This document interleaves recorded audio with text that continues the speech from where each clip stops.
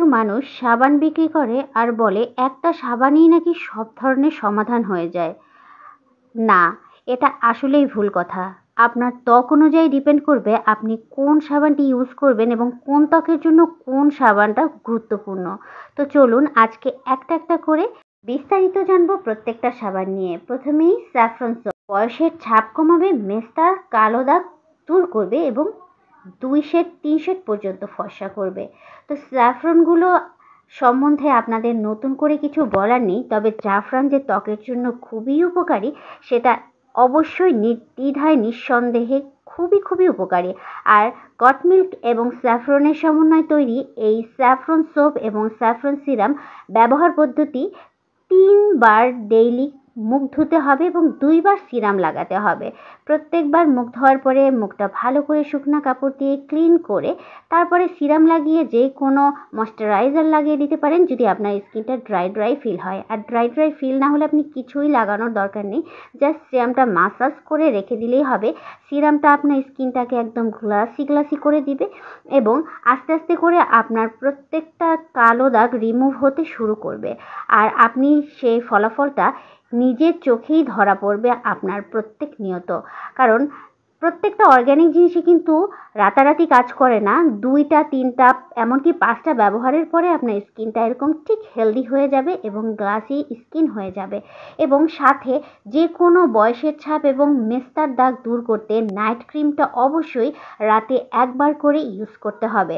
তো স্যাফরন কম্বোটা যাদের ভালো লাগবে এবং যাদের স্কিনের সাথে যাবে তারা অবশ্যই নেবেন।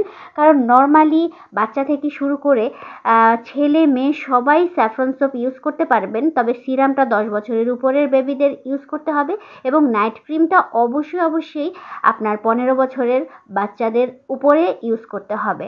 তো নাইট ক্রিমটা বয়স্কদের ইউজ করাই ভালো, এটা বাচ্চাদের না দেওয়াই ভালো। তো এটা হচ্ছে স্যাফরন সোপের ব্যবহার বিধি।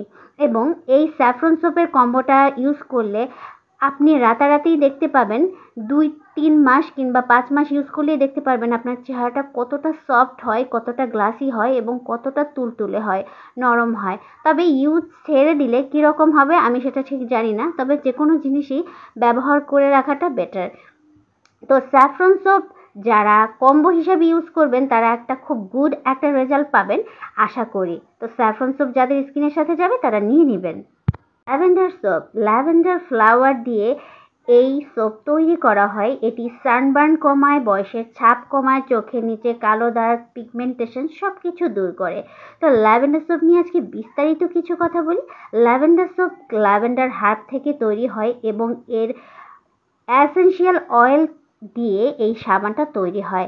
এসেনশিয়াল অয়েল, ল্যাভেন্ডার হার্ব এবং সিক্রেট কিছু ইনগ্রিডিয়েন্টস দিয়ে এই পাওয়ারফুল সোপটি তৈরি হয়ে থাকে এবং এই হার্বটি কিন্তু আমাদের দেশে অ্যাভেলেবেল পাওয়া যায় না। এই হার্বটি দেশের বাইরে থেকে কালেক্ট করতে হয় এবং দেশের বাইরে তুমুল জনপ্রিয় এই ল্যাভেন্ডার সোপ কিংবা ল্যাভেন্ডার যে কোনো রূপচর্চার বিষয় খুবই উপকারী একটি হার্ব, যেটা যারা নেট সার্চ দিয়ে দেখবেন তারা দেখবেন যে এটা কতটা উপকারী। তো এটা খুবই পাওয়ারফুল একটা সোপ। যাদের সানবার্ন রয়েছে, প্রচুর রোদে পোড়া দাগ, অনেক ধরনের কালো দাগ এবং চোখের নিচে কালো দাগ এবং বয়সের যে পিগমেন্টেশনগুলো থাকে সেগুলো দূর করতে ল্যাভেন্ডার সোপ খুবই উপকারী একটা জিনিস এবং এর ব্যবহার বিধি এটা খুব সুন্দর করে ভালো করে চেহারার মধ্যে ঘষে নিতে হবে। ঘষে তারপরে মুখটা ক্লিন করে নিতে হবে বেলা 3 বারে।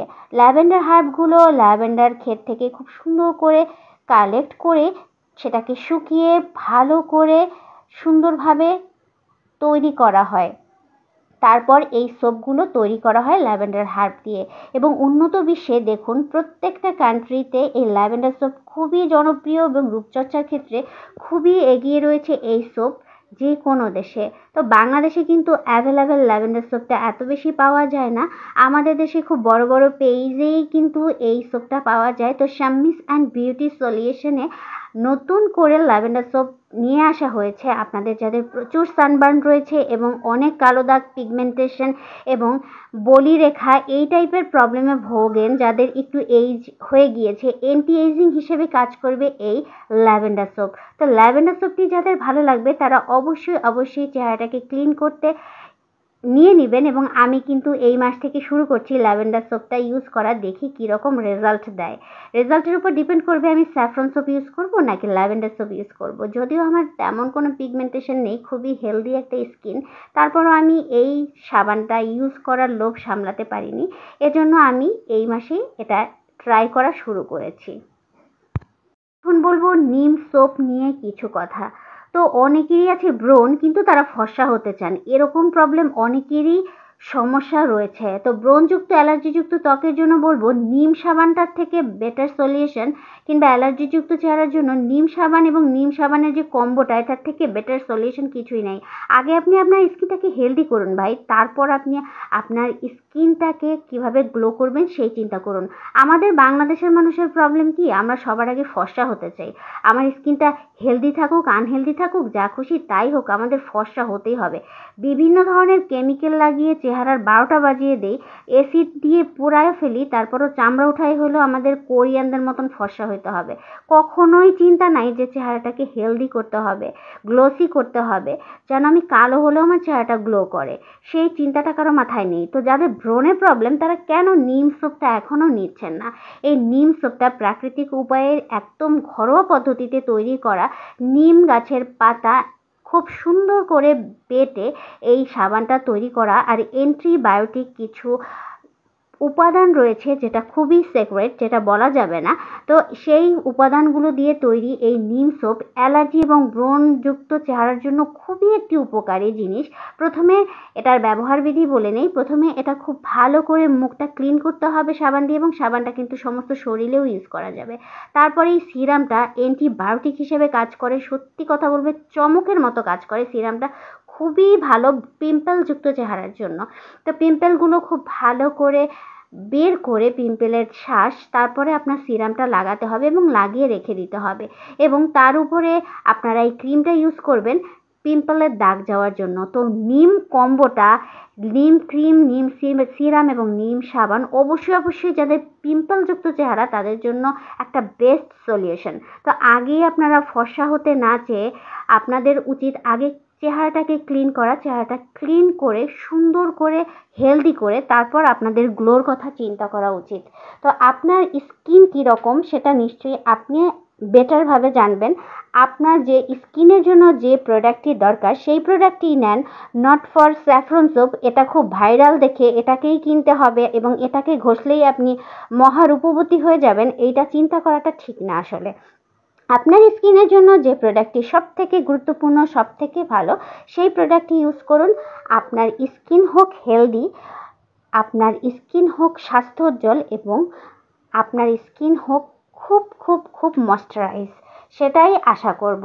তো আজকের ভিডিওটি এই পর্যন্ত। আপনারা যারা রূপকথার রাজ্যের পেজ থেকে নেবেন, কিংবা যারা শাম্মিস বিউটি অ্যান্ড সলিউশন থেকে নেবেন, যার যে ত্বকে যে সাবানটি দরকার সেই সাবানটি নিয়ে নেবেন, সেটুকুই আশা করি। আল্লাহ হাফিজ, বাই বাই, টাটা। আজকে এই পর্যন্তই। যার যে কম্বোটি লাগবে কিংবা যার যে সাবানটি লাগবে আমাদের হোয়াটসঅ্যাপ নাম্বারে যোগাযোগ করুন কিংবা ইনবক্সে মেসেজ করুন। সবার সুন্দর একটি সুস্থ হেলদি স্কিন কামনায় আজকের মতো এখানেই বিদায় নিচ্ছি। Till then, tata, bye by.